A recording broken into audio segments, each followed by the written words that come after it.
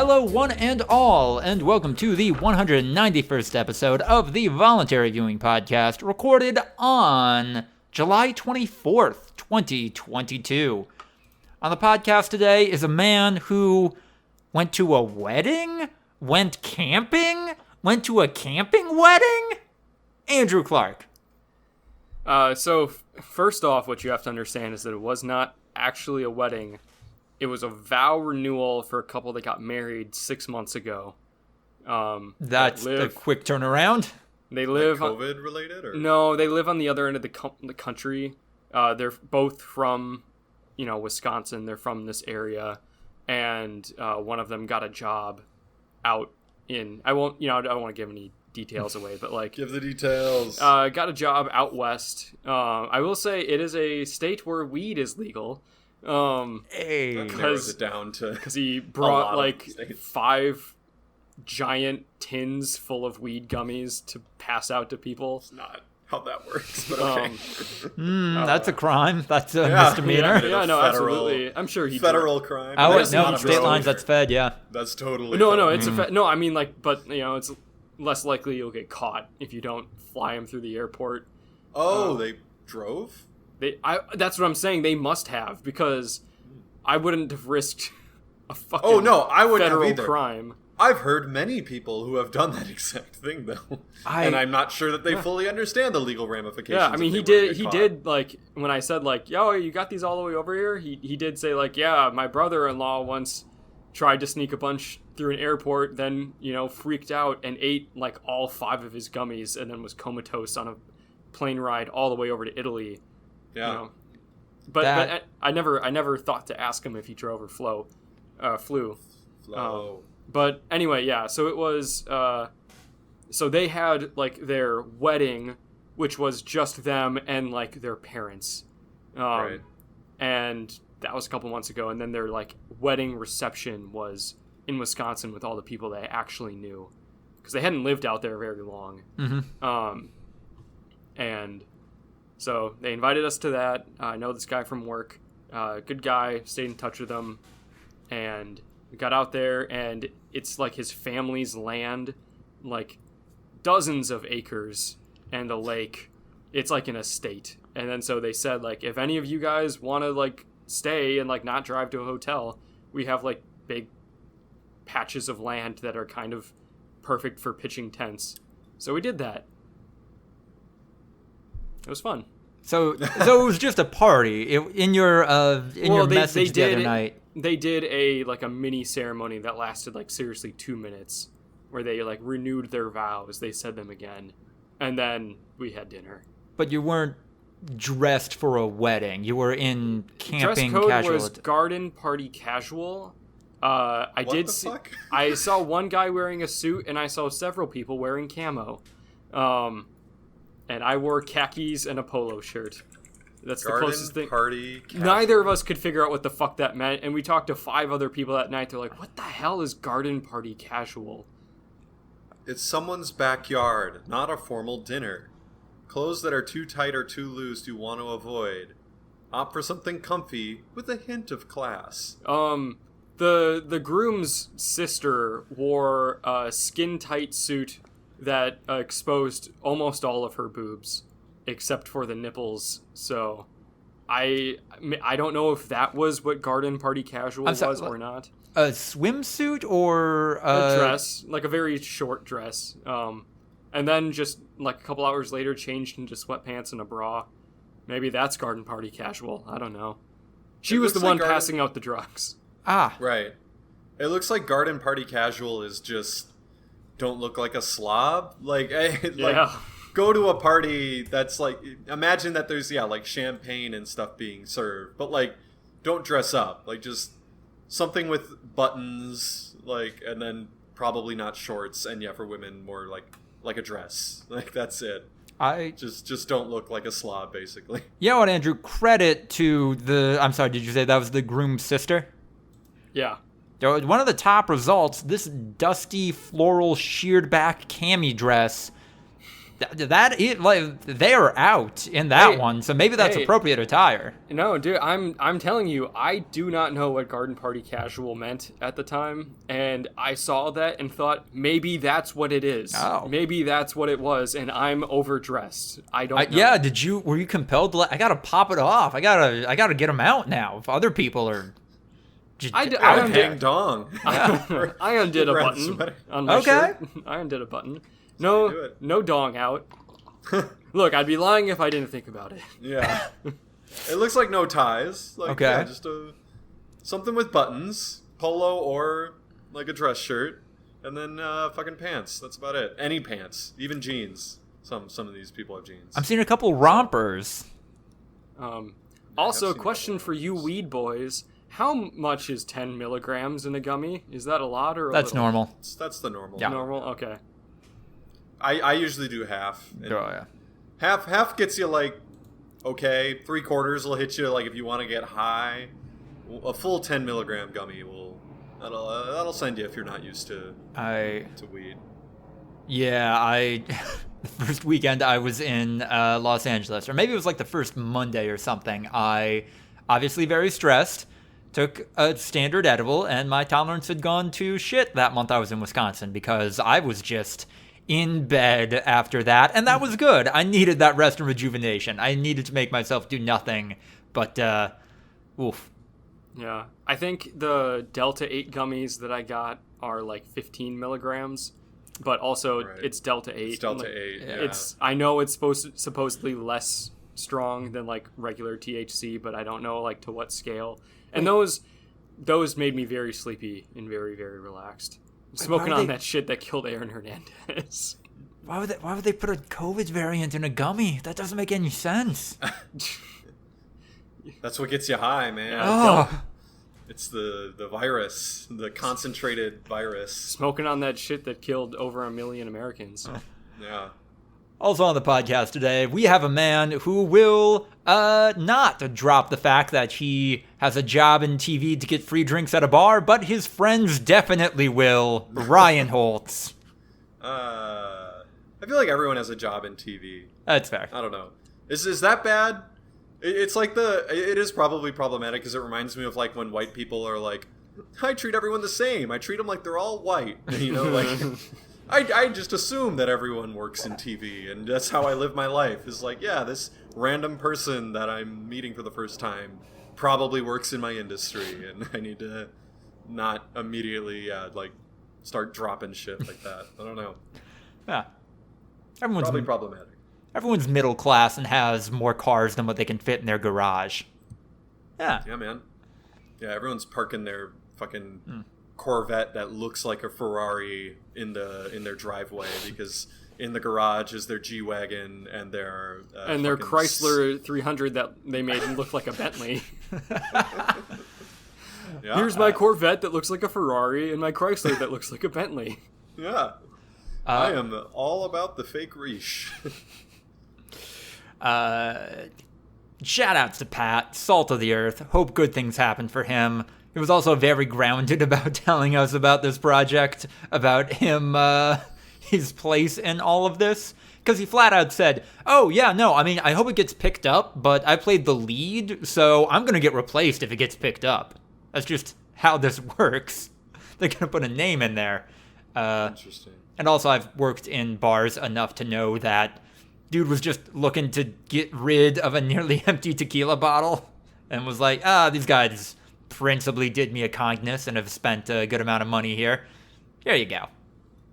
Yeah. Does Pat have an ownership stake in the bar?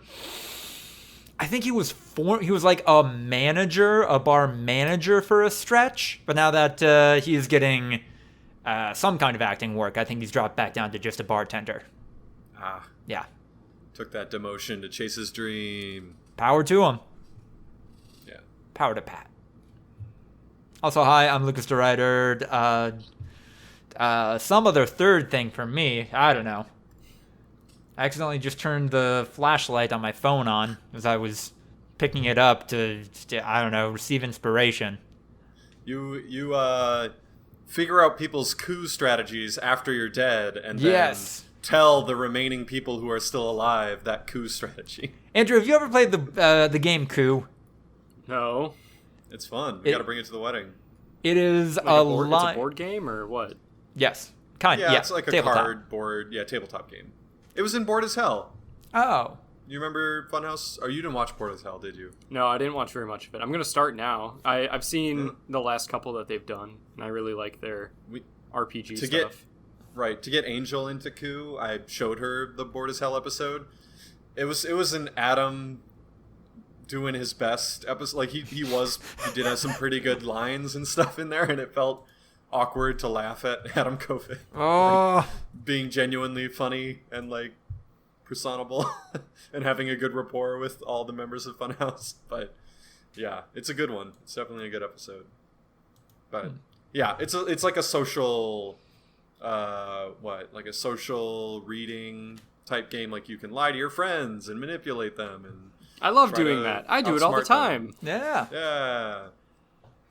Ryan had a very interesting strategy to bide his time until one of the two remaining players eliminated the other, and then from seemingly a position of weakness, he was going to strike, but maybe because of me pointing out that strategy or just the little bit of showiness involved in the strategy, they caught wise to it, and it did not play out, unfortunately.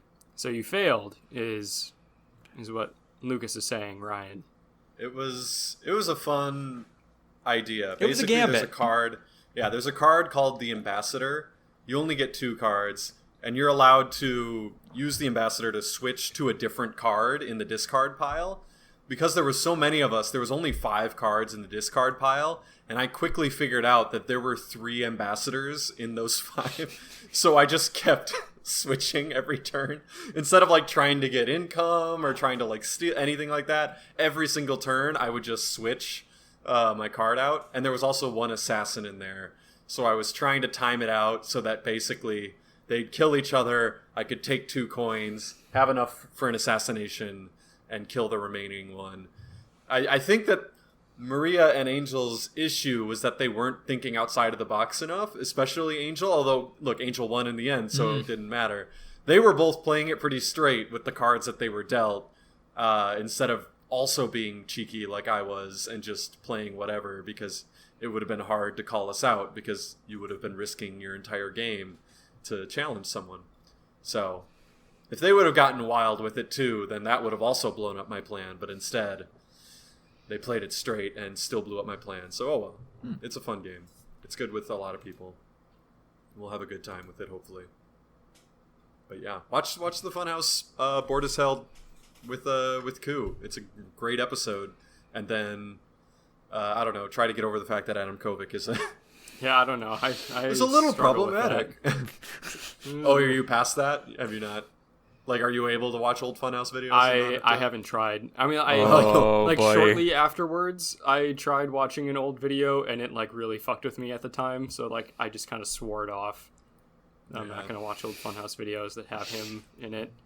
But I don't know. Maybe I'll be over it. Maybe I'll be hurt again. Oh, is he still working with that one guy? I don't know, Void, I've Aaron Marquis? completely ignored him. He's got a Twitter. It's protected. That's a contender. That's a contender for an episode title. He's got a Twitter. It's protected. He's also got a Patreon. Null plus Void. Boo. Yeah, with Aaron Marquis. I don't think they have it public how much they are making. $20. God, that's baiting a tip jar. Yeah, at a certain point, you just gotta, like, if you, like, want to be successful in that position, you gotta roll with it and be like, we're standing up for the anti-woke portion of YouTube. Don't you want to stop all these fucking snowflakes? Oh, what? I committed a little workplace sexual harassment. Ooh, I came on my friend's computer equipment. Big fucking deal. So what? I filmed my wife having sex without her consent and posted it online. Big fucking deal. I'm just now learning about that last one. That is a big deal. Yeah. Right. The biggest deal, actually. Okay. I don't know. I just, like, have any YouTubers really publicly tried the, oh yeah, I went to rehab and I'm okay now stint? I'm sure. I don't think they can afford rehab. Oh, okay. You'd have to be a big time, like... That's fair. They usually just say, like, multi-millionaire. I've educated myself, or, like, I've Right. grown because of this, and I'm ready to be better. I guess... Let's not ever talk about it again, and if you bring it up, I'll deny it. I'll block you. I guess, yeah, as I get older, as I get more aware of the scene, I'm realizing more and more that, like, the funhouse-style YouTubers, very fun job, very cool job. No, make shit. That's maybe 60K. Oh, no. You don't think so? For the channel manager, like the lead, boy. like, for example, Bruce in the situation, probably, like, 80. Yeah. The rest of them, like, 45, 50. Like, yeah, like, barely scraping by in LA. And, like, you have to be doing other stuff. Yeah. Which they are. I know That's, for a long time, James and Elise were, like, splitting a one-bedroom apartment in Burbank and commuting all the way to Culver City, like, just because that's what they could afford. Like, yeah, it's fucking rough, man. So, yeah, no, it's that's kind of... So I don't like Gary Vaynerchuk, but, like, whenever I go on fucking LinkedIn, there's a bunch of, like, wannabe hustle CEOs that post him. He had one good take, which was, like, I don't think that bosses, like, of these giant corporate conglomerates realize how many micro influencers there are out there. Like, they're like, oh, it's a lottery ticket. You're never going to be the next PewDiePie. You're never going to be the next fucking ninja who's making millions and millions. And they're like, and he's like, yeah, but they're not realizing so many people are comfortable barely scraping by at, like 40K a year as like a micro influencer. If that means they don't have to fucking work a bullshit 9 to 5. Yep. Like, the workforce is going to be greatly reduced by the people that, yeah, sure, they're probably never going to be the next big thing on TikTok, but if they can make a small living, they choose to do that every day of the week over working some shitty office job. Like, yeah. The internet's not great, but it's there in, like, rural Wisconsin, rural Michigan. You factor in cost of living there, and yeah, a couple thousand followers, a couple thousand regular views. That's borderline sustainable. On Twitch, you literally just need, like, maybe 200 dedicated viewers, and that can be a full-time job. Like, that's all it takes, man. You hit him with an ad. You say, like, hey, I'm going to the bathroom. Like, y'all watch this ad quick, or don't. Like, you can, like, go to the bathroom too. Like, we'll time it up. Like, but yeah, let me just make a quick buck here so that you guys don't have to donate for the next hour or whatever. Yeah, like, it's feasible. But yeah, not the type of living where you can drop $30K a week to stay in some Malibu rehab facility or whatever. Nope. To recreate Squid Game or whatever nonsense Mr. Beast is about now. I mean, look, man, you can't knock the hustle. like Mr. Beast could be so much shittier and still be the same level of influential. Yeah, he is definitely, like, putting the fucking work in. Like, these videos are not like shitty, oh, I lock myself in a Walmart for 10 hours anymore. Like, he goes to some fucking lengths nowadays. I talked to Mac Miller through a Ouija board. All right, I think we are in a position to move into news of the week. Activision Blizzard employees walked out in protest of the company's lack of response to the overturn of Roe v. Wade and broader workers' rights issues. That's the latest in an ongoing series of news stories related to this political development, and also everything that's nonsense at Activision Blizzard right now. We don't have to get too far into it. A fun one, though, is that... Not that one. This next one is fun. Minecraft will not feature NFTs or any similar blockchain grifts, according to this... This is not a news story. The company announcing that they aren't going to do this thing that other people don't like is... I don't know, that's not a news story. Come on. No, it's fun to talk about. It's like, oh, what, the one game that's about blocks isn't going to utilize the blockchain? That's where it would be appropriate. It's where it would make sense. But the issue is that in Minecraft, the blocks are not finite. That's the core of blockchain. Minecraft is a procedurally generated world. There'll never be a limit on supply. You'll have runaway inflation. I'm sorry, you're telling me you can funge the blocks in Minecraft? Yeah, those are some fungible fucking tokens. I tell you what.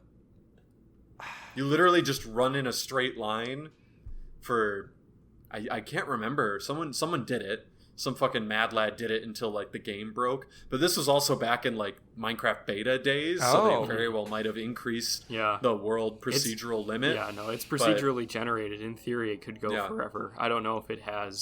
Some guy did it in the beta where he artificially held down his W key for, I want to say it was like 2 or 3 weeks, and he sounds like a dying cow. I think it's some dude on a souped up dirt bike. I don't even know. Fun. It's weird. Yeah, but anyway, it was like 2 or 3 weeks, and then the world started to get fucky, and then it all crashed, and he couldn't reload the world anymore. So.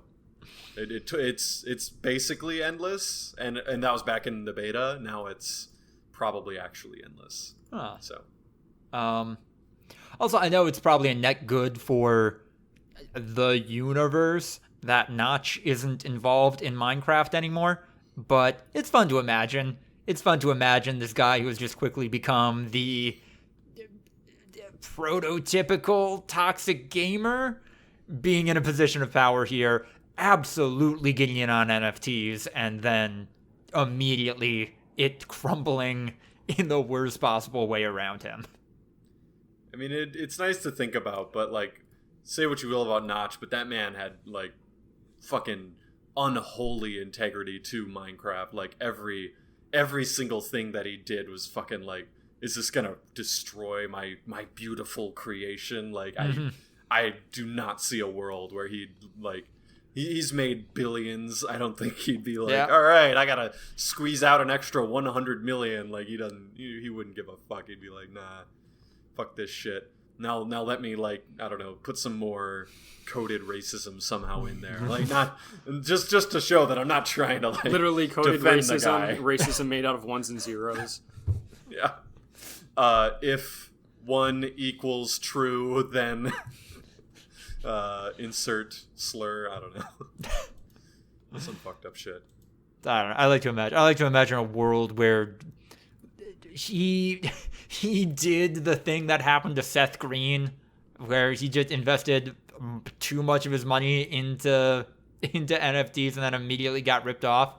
That happens like 3 times to Notch before it happens to Seth Green in a different world, I think. Right. No, his own. He definitely invested in NFTs. He just wouldn't want them like part of Minecraft. Like, Okay. yeah, no, Notch probably is an NFT, bro. I don't fucking know. No.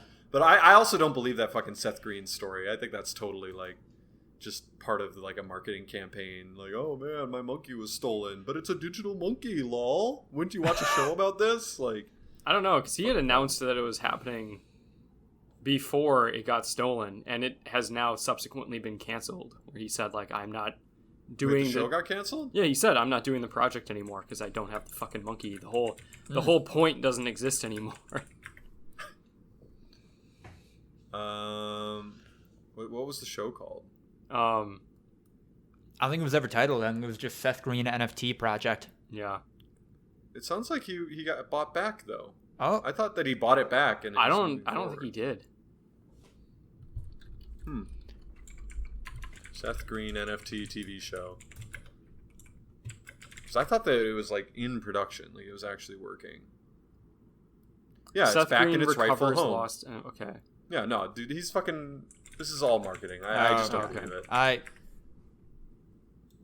guess, yeah, I had never quite connected that.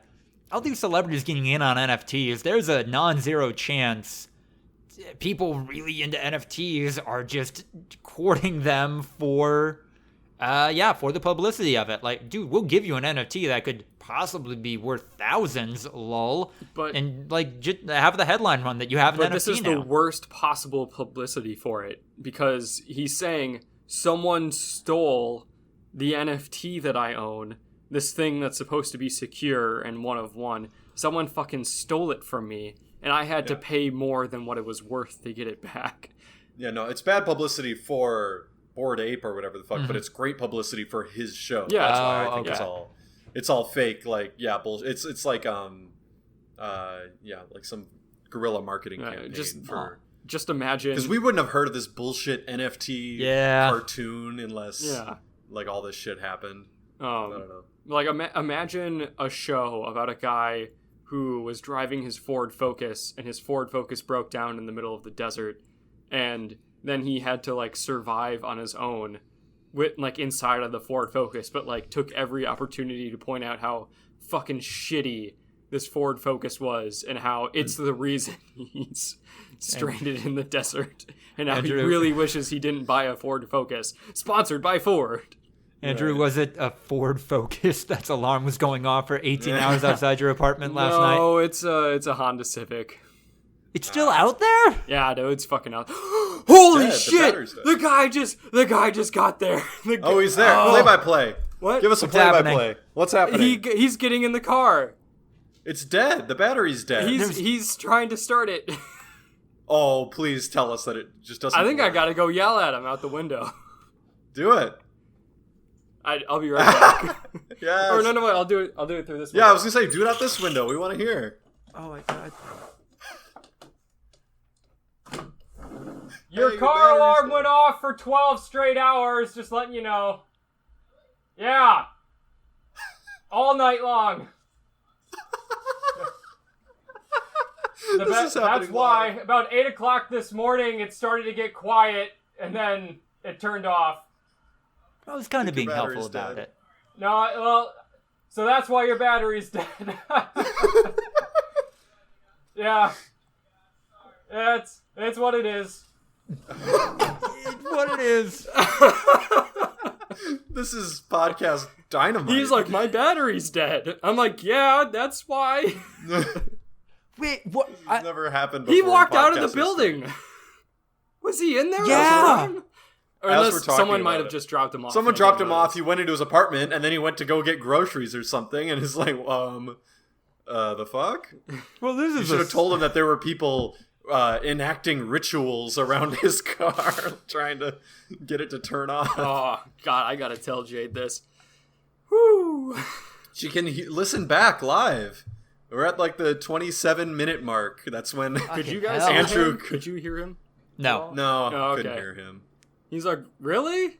I'm like, yeah.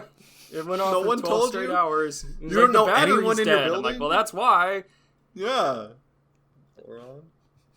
That's He hilarious. said I love sorry that a this couple of happened. times. Well, yeah, I mean, look, he's Right. not really in the wrong. No, he's not. He had no He idea went to this someone was else's happening. place. Yeah, Yeah, that's- assuming he wasn't there. Right. Like, if he's No, there's no way. if he's doped out of his gourd and Yeah. he's like just laying on his bed, like that's a weird sound. He Like, just seemed like a regular guy.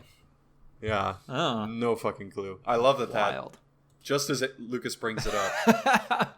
Oh Just yeah, the I don't. moment We the guy talked about it decides to before go. the podcast started. For context, for all Right. you listeners out there, I was up all night last night because a guy's car alarm right in front of my building had been going off since 8 o'clock last night, and finally died around 8:30 this morning. Jesus. Yeah, and at can't different write this points, shit. people that lived in that building came out and were like going absolutely psycho, and were like shaking the car and trying to break into it to stop it. It's literally some Skinner box shit, right? Mm-hmm. You just put animals in a place with a distressing sound, and before too long, they will go ape shit.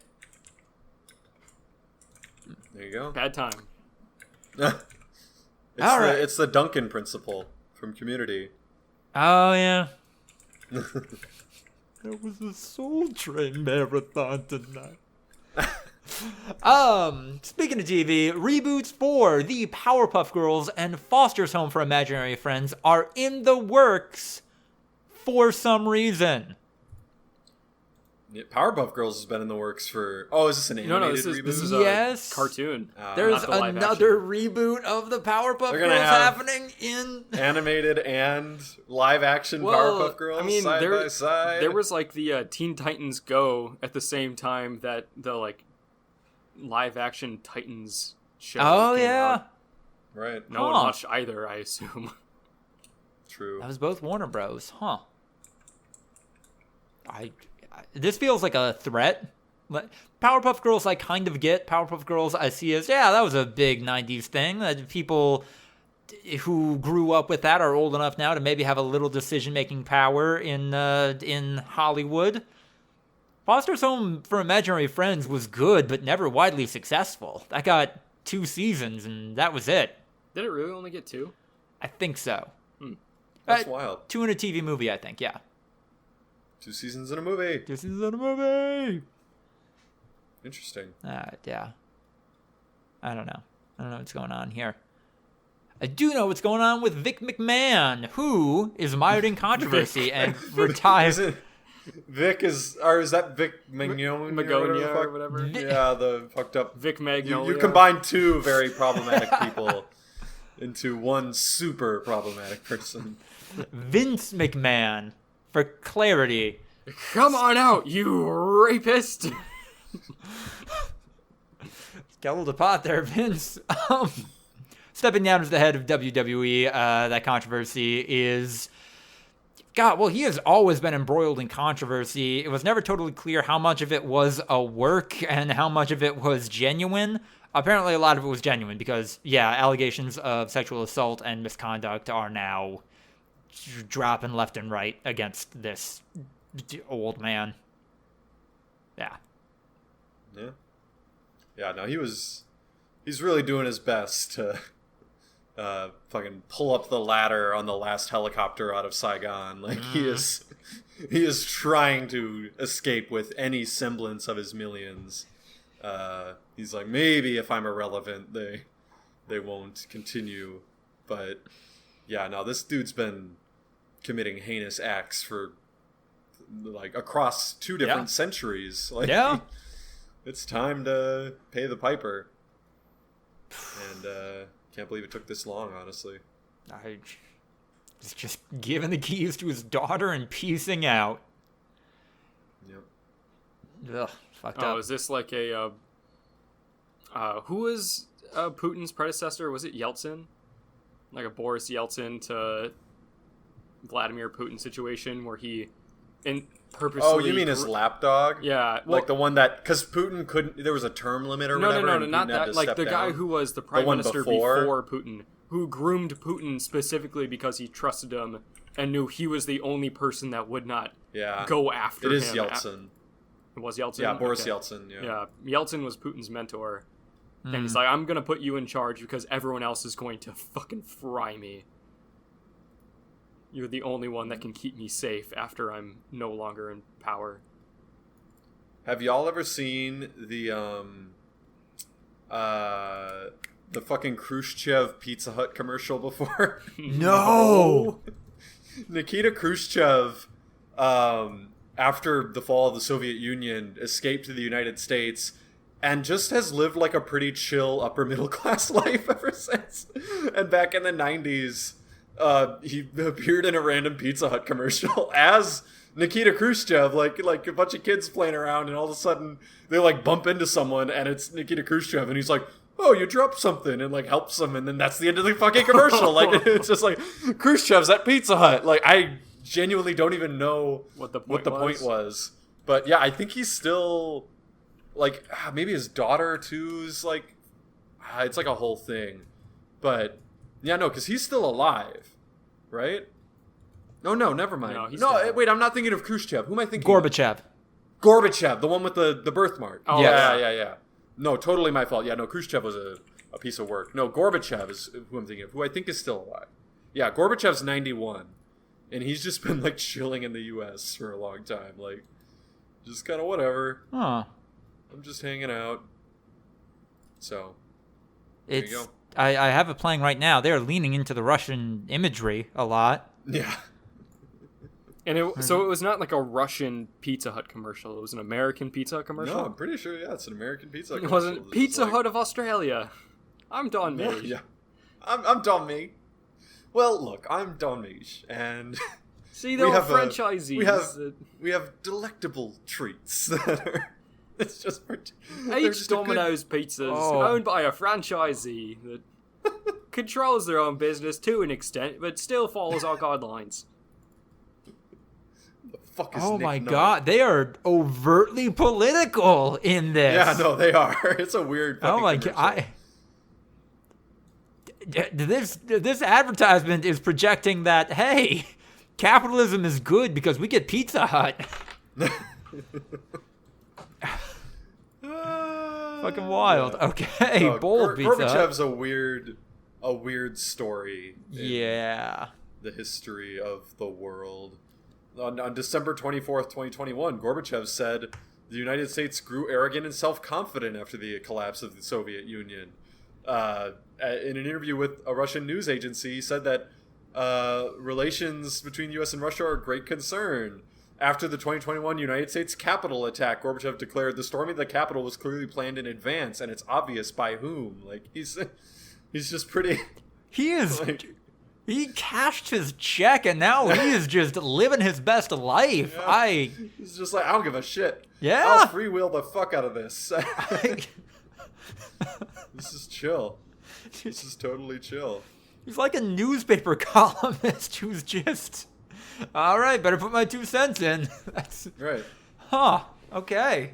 He is, to this day, a staunch socialist. No? And has claimed always that the Russian Soviet Union failed because that socialism is not worthy of the name, quote unquote, unless it was truly democratic. Like, just like a democratic socialist who's just chilling and saying, like, hey, y'all, look, the United States may be slightly better than the Soviet Union, but boy, y'all got some issues too, man. Is Gorbachev chill? Is Gorbachev low-key daddy? What's going on here? Yeah, do I want to light up a blunt with Dream blunt Gorbachev? rotation is Che Guevara, Gorbachev, and Hassan Piker. And George Carlin. Oh, Hassan Piker? Swap out Hassan. Get him in there. Fuck. Did y'all see Hassan Piker take down fucking Andrew Tate finally? No. Someone finally... I don't know if you guys are familiar with I know Andrew who he Tate. is. I saw one tweet that he put out about Andrew Tate, and I also saw the part of the most recent interview that he did. Yeah. Fuck. Andrew Tate did the whole like, oh, bro, get off my dick. Like, you just know everything about me, because Hassan Piker came prepared to just fucking destroy him in a debate. And it just went exactly how you would have expected. Like, when a kickboxer turned far-right political commentator comes up against someone who actually knows what the fuck they're talking about and doesn't have, like, the stereotypical socialist attitude towards things, where it's kind of like, you know, like the crying Hillary supporter vibe, like a, nah, bro, you're fucked, dude. Like, this shit that you're saying is just fucking lame. Hey man, I know that you were arrested in some Eastern European country for kidnapping multiple women. That's public record. I know that about you. In the middle of this debate, you said to your 19-year-old podcast co-host who is sitting with his 17-year-old girlfriend that you were going to, quote, steal his bitch, and tried to get them to kiss on camera. You are a nearly 40-year-old man. What? I think you automatically lose. What is going on with conservatives? What are their what do they think is good? Like, not right. Andrew Tate is at least like we talked last time about how, like, I don't understand how people like Ben Shapiro and fucking Tucker Carlson have somehow become like the face of this conservative take. No, Andrew Tate is the actual stereotypical like alpha male fucking. He started whatever, a cult, but he's a fucking moron. Yeah, no, he's an idiot. But he started a whole cult that's basically like, you know, the art of picking up women and turning them into your slaves. Like, that kind of shit. Maria went down a rabbit hole of a single Christian women's podcast, which is just a thinly veiled, like, female incel support thing. I don't... Is this girl defined? This might be girl defined. No, they're married. Shit, I forgot. They're married to gay men, but both of them are married now. They even both, the one that was perpetually single. I think. I They out. are both married. And both of their husbands went through conversion therapy, and were then afterwards paired up with them. Nice. Separately, this is a fucking nightmare. But, yeah, I think that's a thing. Like, if you're gay and they put you through conversion therapy, they like pair you up with someone from the church who, you know, is not ever going to find themselves a spouse and say, you guys are going to get married, to try to lock this shit in. Seal in the straightness. Right, like yeah. It's a Ziploc bag. You gotta put the lid on all that straightness that we put in you, otherwise it'll escape. It's such a weird horseshoe, such a weird loop of, I am going to accuse the people I don't like of doing these terrible things that I secretly really want to do. I want to... This dude, Andrew Tate, for all account and purposes, seemingly wants to groom and date a 17-year-old. Like,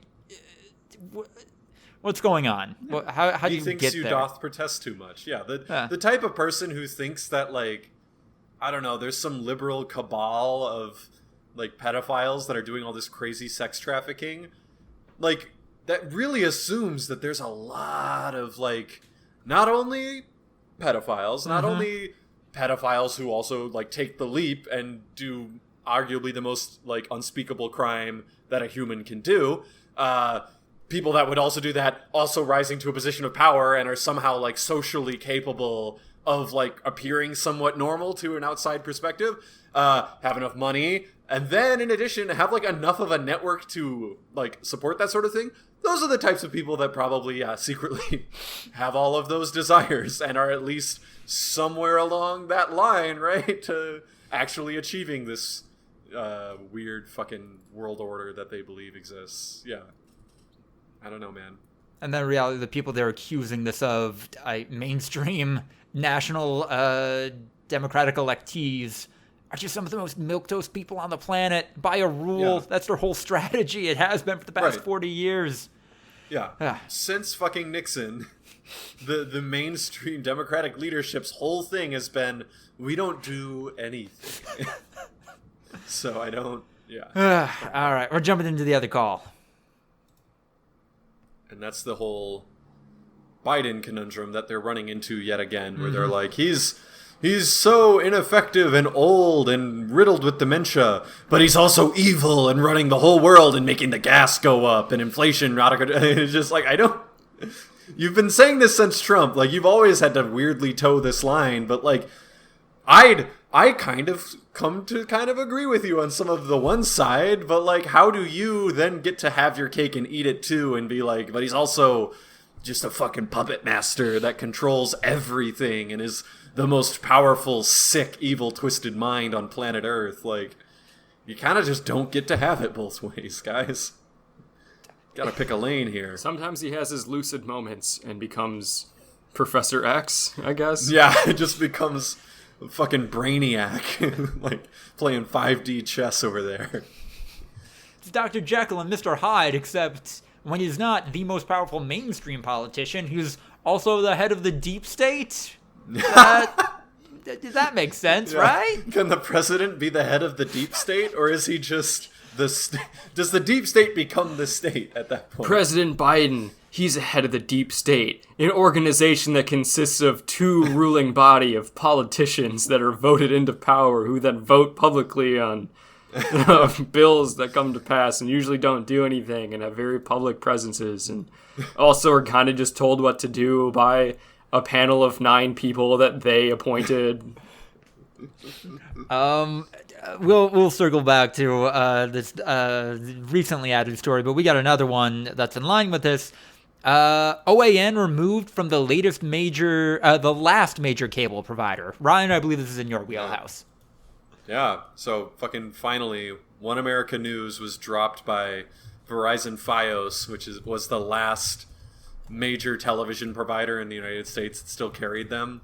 For anyone who's somehow not familiar, One America News was the, like, hey, there's a market for extremist, like, beyond Fox News level of political punditry. We are going to be that source. And then alongside with Newsmax, which unfortunately still is carried by plenty of them, was like, we'll be the new one. And then for like a hot minute, kind of became like the main source of conservative like commentary for a bit before Fox News kind of like circled the wagons and put down the insurrection by like no longer supporting any of like the talent that was appearing on One America News and not like giving them any sort of platform anymore because they realized that they were probably cutting into their bottom line and giving them a bit of a bad name. So yeah, it's been kind of dying a slow death, thank God, since then, but it finally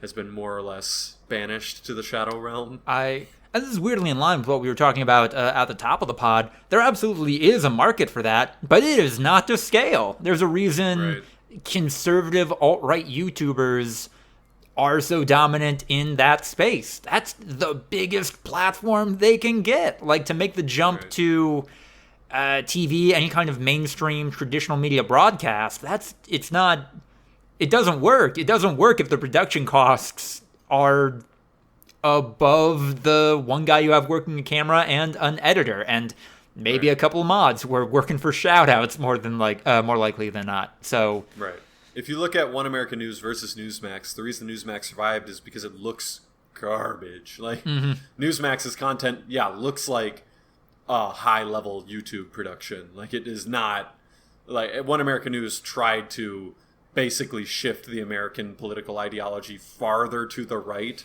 by taking Fox News's ball and running to the right with it, and Fox News basically stiff-armed them to the ground and kept their ball, and now it says no one moves crystal in the South Valley but me, bitch. And banished them. Kind of. Yeah. Sorry, you think boomers care about production value? That is weird and scary to them. Yeah, that graphic just was animated. I need to call my son and tell him that I have motion sickness. I need to get him over here and have him turn off the motion smoothing on this TV. Circling back a little bit, Andrew, what's going on with The Last of Us Part 1? I put it in the wrong section before and just realized it, so I moved it back to video games. Very briefly, want to just talk about The Last of Us Part 1, the remake, quote-unquote remake of The Last of Us that we talked about a while back, which we all knew was going to be bad, and I think I defended it slightly by saying it kind of sounded like they were remaking it from the ground up and were going to, like, add a bunch of gameplay mechanics and, like, kind of make it a new game, but with, like, the same story and cutscenes. That's not true. It is just, by remade, it means they just retextured everything and added 4K graphics and maybe, like, higher FPS. And other than that, it's the same. Like, there's no new gameplay mechanics. I think they redid all the cutscenes, but, like, from the same motion captures they had before. And are just, like, scaling everything higher and adding better lighting. And other than that, like, there's no new gameplay mechanics. This is a fucking joke. This is so bad. It's my understanding that they did add some new accessibility features, which the same ones that were in The Last of Us Part 2. And also very good. But they could have just patched those into The Last of Us remastered. Without knowing the technical element of it, it does seem like this is all stuff that could have been added through. Honestly, if it's an accessibility thing, maybe a free DLC. Patch. Yeah. But also, like, who hasn't experienced The Last of Us in some form of another already that is going to jump on this opportunity? I feel like that crowd is totally satiated. There's no room. What's going on, Andrew? I heard it. I heard something. He's jumping the car with and that caused the car. As soon as he hooked the batteries up, it started going off again. Oh, this is going to be interesting to edit. This will be fun for me later. I'll be as quiet as I can, so you can maybe just cut that parts out. So long as I get Is it going right now? I don't hear anything. No. I think he disconnected it. We'll be fine. You gotta get a mechanic out there, bud. Yell out the window again. Get a mechanic out there. You need a professional. Yeah, you need to know how to do this. I got a guy. I can give you his number. Sure, he might kill you and take your wheels off your car. I got a guy. He's me. You go out and just start smashing shit. Like, I can fix this. I pour gasoline onto his engine block and burn it. And then last but not least in film, the Rolling Stone reports that fake accounts and bots were widely used in the campaign to have Warner Brothers release the Snyder Cut of the Justice League film, to which my response is no shit, obviously. That if bots are being deployed to win Donald Trump a presidential election, they're absolutely being deployed for dumb shit like this. Yeah. Release the Snyder Cut. Yeah. These fucking bots, man. They gotta make it happen. That will take us into the meme corner. What is this one? This is new and scary to me. Oh, you haven't seen the Would You Live in Gotham if rent was $300? No, I have not. This. It's just a lot of like it was one single tweet. Would you live in Gotham if rent was only $300 a month? And all the replies were like how they would be just absolutely fucking toasted by Batman for doing like regular stuff. Like Batman when he finds out that I used 1, 2, 3 movies, and then like a guy like jumping through the window and kicking the shit out of a guy, or me when the Joker kills my roommate again for the 3rd time this year, and it's just like a guy laugh crying. I don't know. There were some good ones in there that I can't remember off the top of my head. Basically, we live in such a hellscape that everyone would live in would prefer to live in absolute squalor than what we currently live in at 4 to 5 times the price. I was gonna say, like, what kind of apartment are you getting for $300 in Gotham? Yeah, I don't know. The tweet doesn't specify. What do you imagine? I'm imagining it's the same. Like, would you live in your current type of apartment if the rent was $300 in Gotham City? Or would you bail? I mean,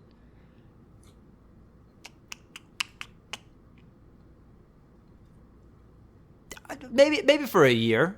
Maybe like try it out, It's like a semester abroad. Yeah. Right. Some people go and like live with their parents to kind of like try to build up their savings and stuff like that for a year or so. Lucas moves to Gotham City and is like, well, the rent's so much cheaper. I can build up a little nest egg, maybe put a down payment on some sort of condo in Middle America. Yeah, I gotta live like it's the Purge every single day. Dude, you won't believe...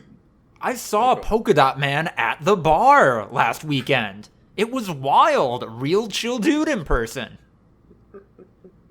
I saw there was a really good TikTok that was like the one girl who doesn't get the Purge and just pointing out all the like logistical impossibilities of the Purge. It's just like, so what happens if I get killed at 12:01 like on the next day? Like, how do they deal with that? How do they like make sure that it was exactly during the Purge? Like, why are there so many people immediately murdering people? Obviously, like why isn't there more tax fraud during the Purge? Like, why don't more people be like, you know what? I've always wanted to see the Eiffel Tower. I think I'll be in Paris on the Purge. Like, why does everyone stay around? Like, gets it out of their system. Like, if I eat 12 donuts in one day, I'm definitely still gonna want to eat a donut the next day if it's presented to me. Like, that's a really good series of college humor videos.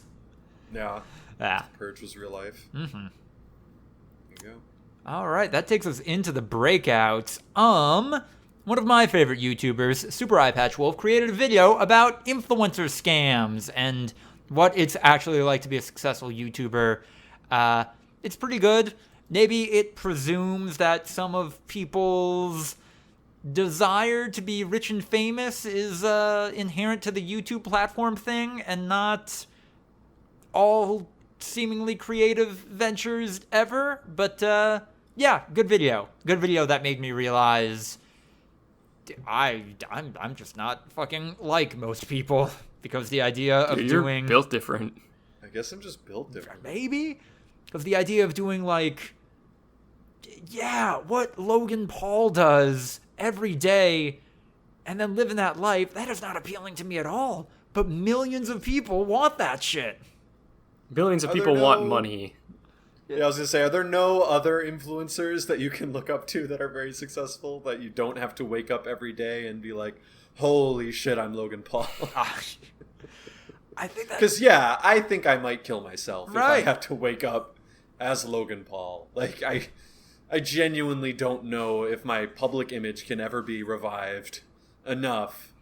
Like, at the very least, I would change my name, take all my money, and escape to another country where hopefully I'm not recognized. Like, there's no way that I could live my life as Logan Paul. But let's look at some other influencers out there that aren't Logan Paul that you could maybe emulate. I don't know. Like, you don't have to be Logan Paul in order to be Logan Paul level successful necessarily. That's fair. But it did... I don't know, yeah, a lot of the examples he brought up, and pretty much every influencer course available is just, hey, here's how you can sell out. Maybe successfully, but here's how you sell out. No, there is nothing like sadder than all the people who are doing the exact same shady, like kind of morally gray tactics to try to get ahead, and it's still failing. Yeah. Like, there's awful. If you got to sell your soul, you better get something out of it. Right, you better actually get your money's worth. There was a big long post on like r/Twitch of a like guy who fucking gave his all to be a Twitch streamer for like 3 years of his life, and he had built up some savings in like a high level like coding job and everything like that, moved to a more affordable like place of living, rented just like a 1-bedroom apartment, and just poured his life savings into becoming a successful Twitch streamer, and just did every single tactic, took every single course, did all the collaborations, did everything, and at the end of the day, he wasn't making a living, and he had been doing it all, like, he was just like, they tell you on Twitch in particular, you have to be very regular. I gave up every aspect of a social life that I had. I lost contact with almost every single friend that I had. Like, I basically just put it all on the fucking table, and every stream I'd average 15 to 30 viewers. Like, I just never broke through, and it was just fucking rough. It's to imagine. Yeah, and this is... I hope you at least enjoyed it. I hope you at least... Doesn't sound like He it. was miserable. He was miserable for like the last 2 years. Like the first year, he was like, "This is all gonna pay off, man. Like I'm investing in myself, and I'm investing in my dream, and like my girlfriend's behind me through all of this, and like my family's behind me." And then now here he is with just literally nothing to show for it, and he's out of runway, and he's just like, I'm going back to school to try to get my master's degree to make myself marketable, because I can't explain a gap in my resume of 3 years by saying I tried to become a professional video game player. Like, no major tech firm is gonna hire me after that. You can't dive headfirst into any of these creative fields without being cool with the very likely possibility that maybe this is only a hobby that brings in a negligible amount of money, because that's how it works for most people. And I'm not sure if you guys have ever seen the picture of the miner who's like dejected. I was just thinking the same thing. And then the diamonds are like literally a sliver of dirt away, like that. And he was like, "That's what I was. That's why I stuck with it for 3 fucking years. Because it's like, what if today is the day that some big streamer like shares my stream or something, and my viewership jumps by 400 viewers in a single day? Like, my content is the exact same as like all these other people, but like at the end of the day, especially with Twitch, like viewers, the average watch time of a stream is like 3 hours. Like these people's time are already monopolized. They don't have a reason to switch from a major streamer to you. Like you have to fucking bring it. Especially if the content is exactly the same, dude. Right. You're just doing what they're doing, but worse. Well, arguably the same. Yeah. But what reason do they have to switch? Right, after if it's investing exactly all the of this same, and you've already time invested hundreds of hours in watching this one person, why would you go to anyone else that is exactly switch? the same? Right.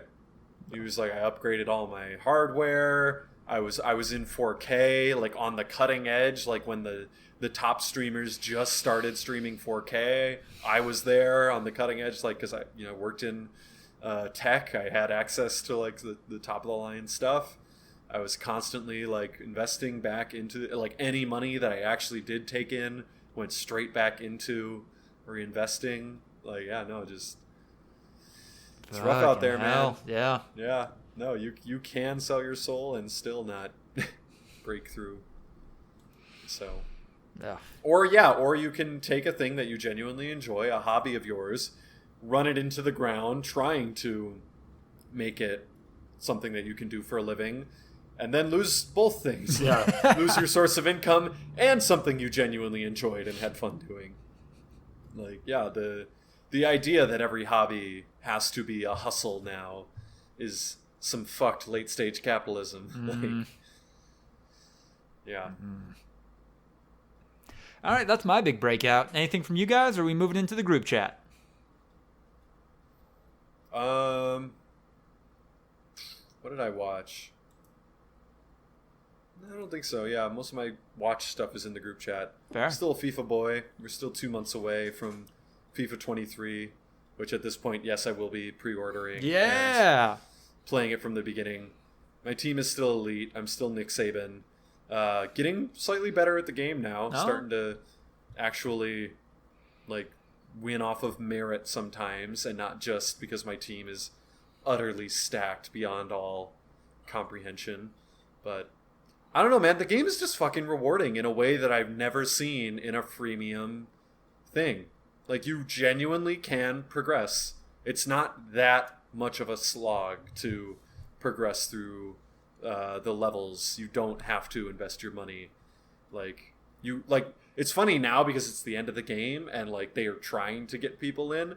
People are showing their teams off after playing 1 hour. Like, a lot of people in FIFA do these things called Road to Glories where they just reset and try to build a new team from scratch. And people are genuinely like, here's what it's like now that they're like, so they're pumping all these packs so crazily.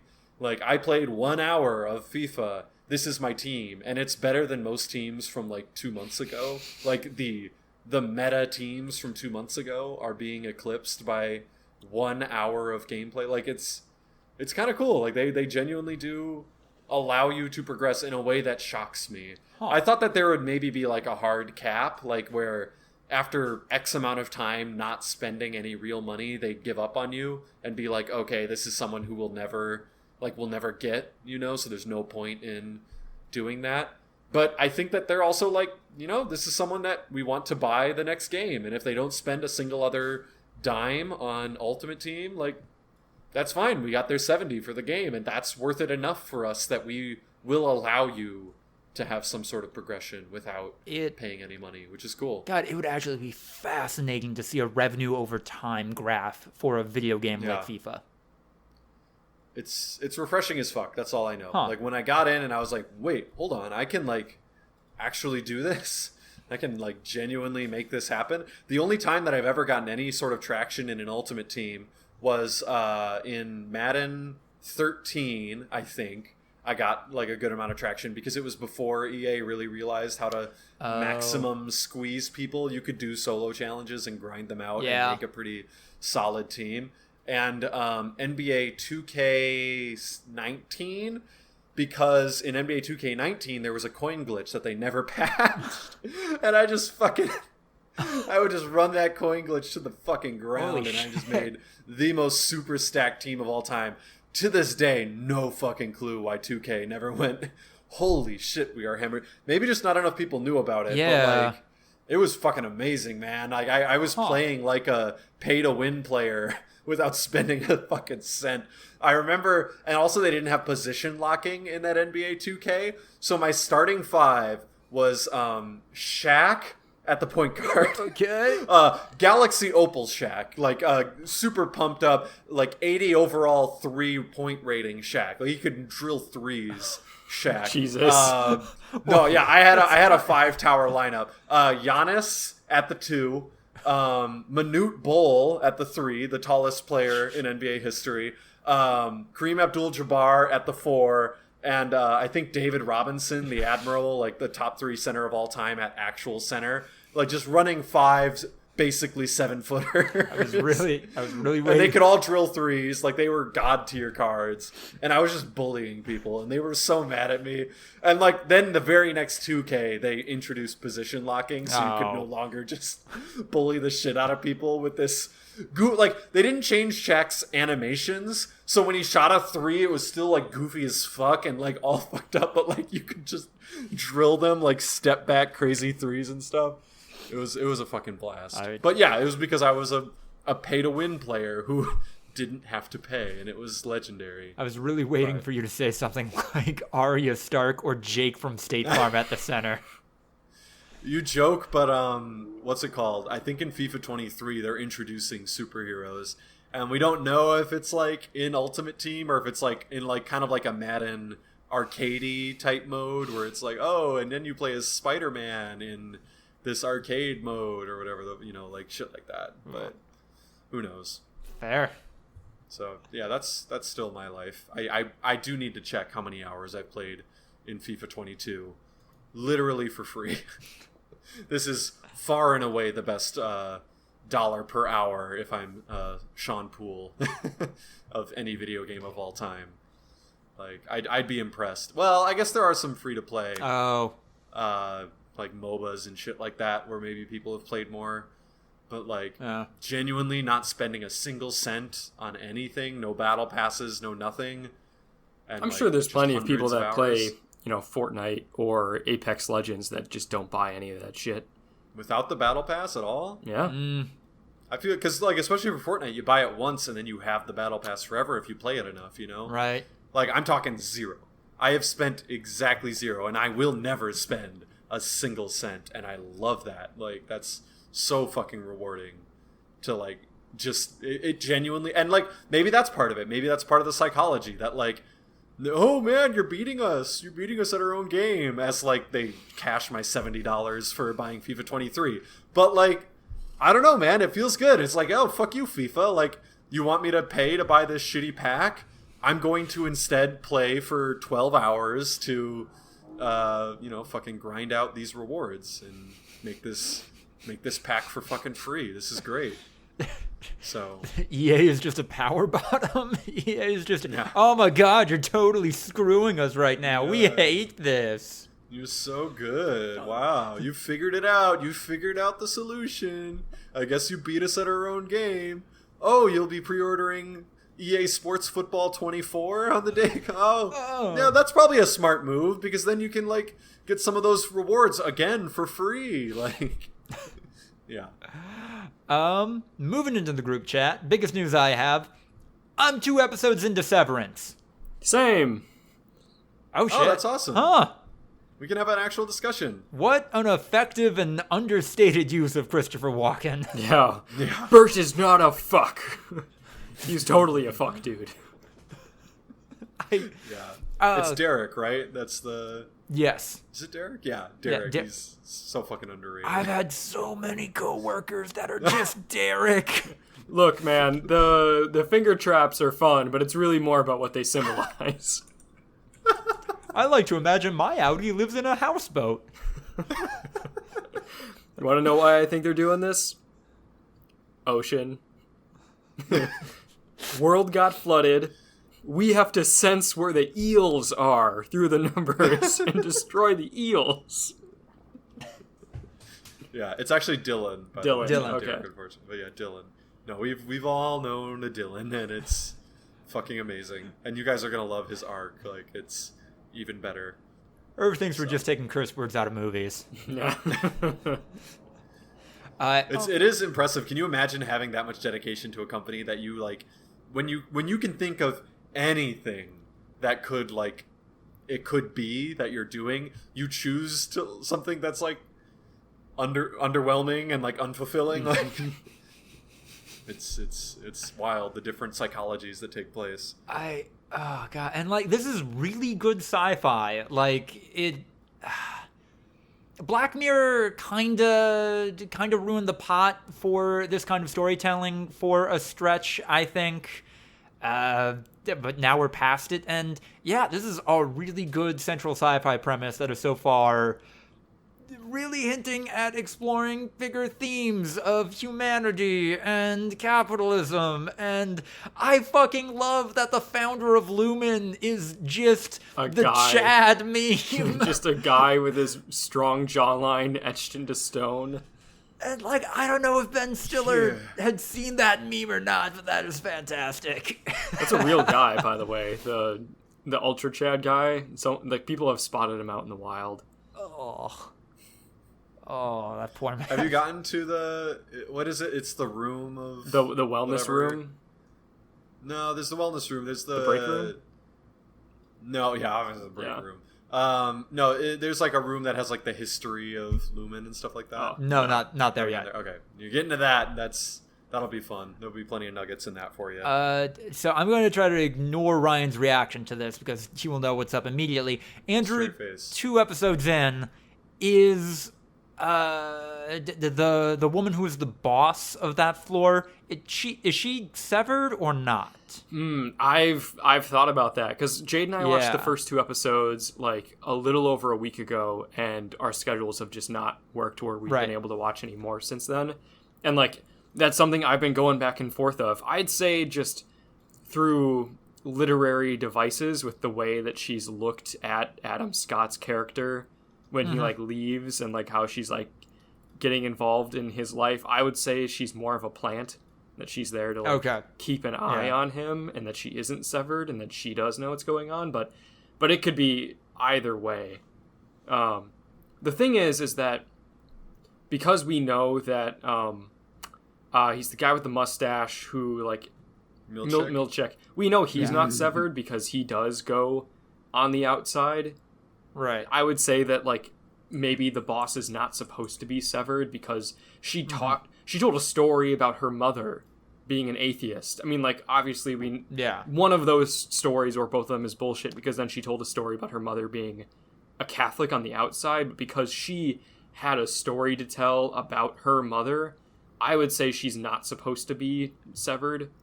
So it's possible that she's using a turn of phrase there, but the fact that she can tell a story about her mother makes me think that she is not severed. Yeah, that's what I'm saying. Right. I'm on the same boat. And that she... Not just that she isn't severed and she's pretending to be severed, but, like, the others know she isn't severed. Also, like, I'm not going to lie. If I were in her position and a little more evil, I would fuck with this dude, too, a little bit. Oh, you're so sweet. You know, before my husband died, he said he was going to build us a house in heaven, along with a guest house for a man that I met. Like, oh, fuck. I genuinely no idea how I would react to that. Like, but it's actually like, of all like the fantastical realism of Severance, there's some pretty grounded human interactions that are like, although that is heightened, like 100%. If I can see someone unironically fucking saying that I think shit. that's part of what really fucking gets you with this show is that you, as the viewer, know there's some fucked up sci-fi shit going on here, and all the people are so normal, like relatable in one way or another. Not like relatable in the way that like you identify with them, but relatable in the way that every single one of them is a regular person that could exist outside of this universe. It's authentic. Yes, that fucking I'm being a little hyperbolic here, but the episode 1 dinner without dinner between the college professors God, made my fucking blood boil. One of the most distressing situations I can ever imagine myself in. You know, holy shit! I forgot you still eat food. So what do you think of this concept? You were a professor. I mostly taught World War I. I heard people did not even call it World War I at that point. Why was that? Because World War II hadn't happened yet? Fascinating. Oh, fuck you, man. Holy shit. The pseudo-intellectualism is so painfully real. Yeah. Like, the only thing worse than, like, the anti-intellectual movement of, like, yeah, you're using them big words, like, I don't like you, is someone who, like, kind of thinks they know the cadence, but there's just nothing there, man. Like, they're just genuinely empty. They do not have personality. They have just thought, like, they're almost a husk of a human who's just like, I'll just say these words and regurgitate whatever the fuck. But there's nothing there, man. It's the Key and Peele sketch of like, I don't know, I never developed an identity, and I just say what other people say, but different. Oh right. God, there maybe 2 people in that room were vaccinated. This is plenty comfortable, but why are there 3 beds? Well, the trauma of changing a bed inflicted on a child is irreparable. If they understand that the beds are there and they can transition once they reach of age, it's much easier on them. Jesus. Fucking hell. Oh, this is really... Fucking Ben Stiller is a genuine talent. I'm going to call that out now. He was fantastic in this. I guess I'm doing a chapter-by-chapter thing by now. Chainsaw Man. We're doing a Dr. Jekyll and Mr. Hyde. The octopus guy, who is probably gay from everything I can put together, is back. Or maybe he's just smarter than me and knows not to fuck with a woman who is obviously evil. Octopus That's fine. Guy? I think he's gay. What octopus guy? Did I miss a chapter? Nah. You read the most recent chapter, right? Yeah, where like, I mean, chapter 2, the most recent chapter. Yes. Chapter 2. Yeah. No, the guy that showed up. No, that's the octopus guy. What do you mean, the octopus guy? The guy who can summon an octopus. Since when? Is he from a different part of the story? Yeah, he showed up, fought the lesbian. Yeah. Well, okay. Well, fair. It'll come back to you. And then what we do in the shadows? Genie shenanigans, and 1 or more people in that writer's room definitely have kids. Because now they can write every annoying kid thing that they've been building up over their tenure as a parent.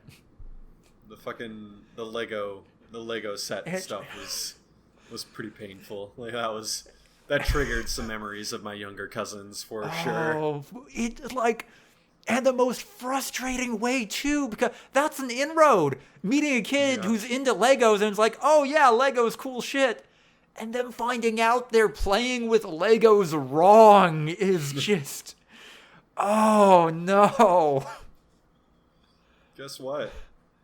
Hey, Laszlo, guess what?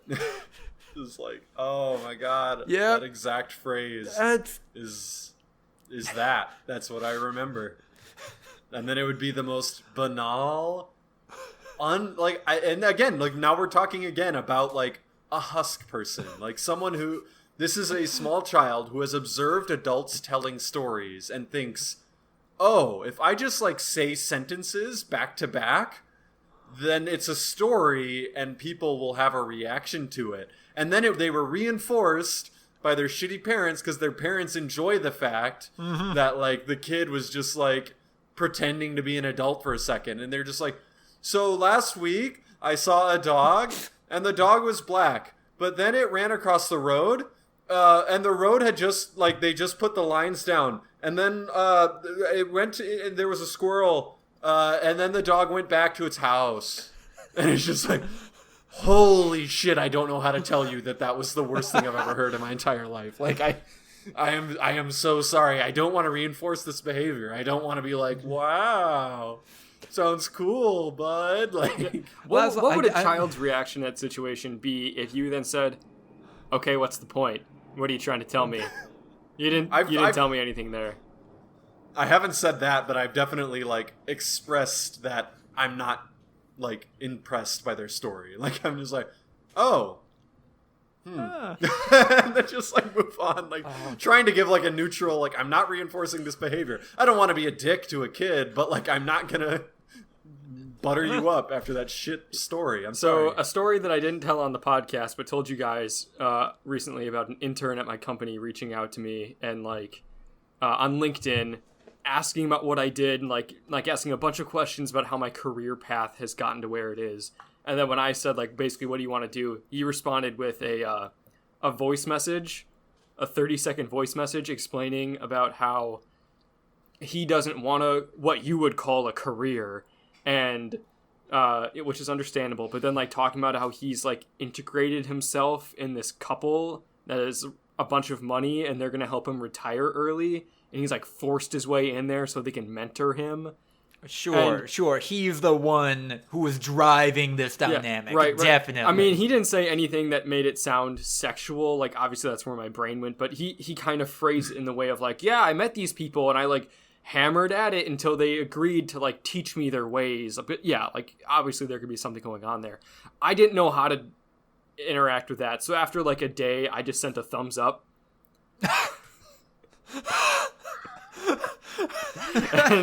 and he then messaged back, I don't know what that means. Can you explain? I don't know. Oh, no, I don't know what you're trying to say. Can you explain? Didn't say anything. Oh, you gotta just send the eyes, like the eyes looking like, oh, bruh. Yeah, that's something you tell your closest friend. That is not something you tell a recent LinkedIn connection that you're trying to get career advice from. Yeah, no, it was... No, that's a lovely story. Like, the exact same. This guy saying something that I do not want to hear, and then just going like, okay. Going, what do you mean by that? Unfortunately, I don't have any experience ingratiating myself in an elderly couple, hoping that they'll die in 10 years so I can get some of their will money. Like, I don't have any experience doing that, bud. Can't help you. So, like... the people who are big into like this whole idea of mentors or whatever dynamic this dude has supposedly set up with these people, is like everyone else in their life boring? Like there's no other more organic resource that they can talk to like get career advice? I mean, that's exactly what's happening? That's exactly it. Okay. You know how many times I've heard from people either at work or just in other like networking spaces where they always say, find yourself a mentor, someone that can help teach you life skills and like get you connections. I'm like, you're talking about friends. Get fucking friends. Reach out to people from in your family that you know, people that your family knows, like learn from them. Maybe have them set you up with an interview because that's just how things work nowadays.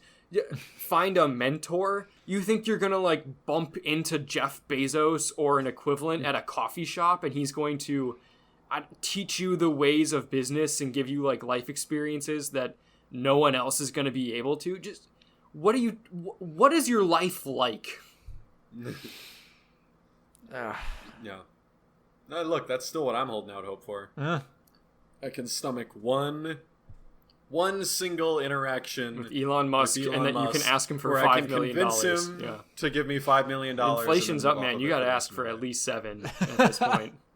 I'll start low, and I'll do my best with that 5. And if I have to go back to work as a 75-year-old because the nest egg ran out, and as a 75-year-old in the climate apocalypse with the at that point, 73rd pandemic outbreak, at that point the shotgun is the best retirement plan. Like I'll be good. I'll have made it. I didn't fucking have to work during that time. It'll be cool. That's. Look, is it the same as buying a single lottery ticket so that I can dream for 2 weeks that I'll somehow win? Yeah. But keeping the hope alive. At this point, I think my best way of getting $5 million from Elon Musk is to tell him, hey, if you give me $5 million, I will just beat Elden Ring for you so you can stop lying about it on the internet and everyone calls you out for it. Oh, did he do that? He's been doing that a lot. What does he lie? I'm curious. He tweeted out that I forget if it was he got to the super boss or if he beat the super boss, Melania. And then the picture he shared was just the top Google result when you Google Elden Ring Melania. Yeah. He really does think he's playing like 5D internet troll like chess. Mm-hmm. And he's just a mid internet troll who has the most amount of money and a big following of people that comment on his shit with better memes that he could ever come up with that he can then crop and remove their names from and post himself. Right. He's got a troll army. He's Stormfront. He has enough money. He could do a new Blair Witch. He could actually fuck with people, fuck with society, and he's settling for being weird on Twitter. Whatever. Doesn't have creative vision, man. Like, no.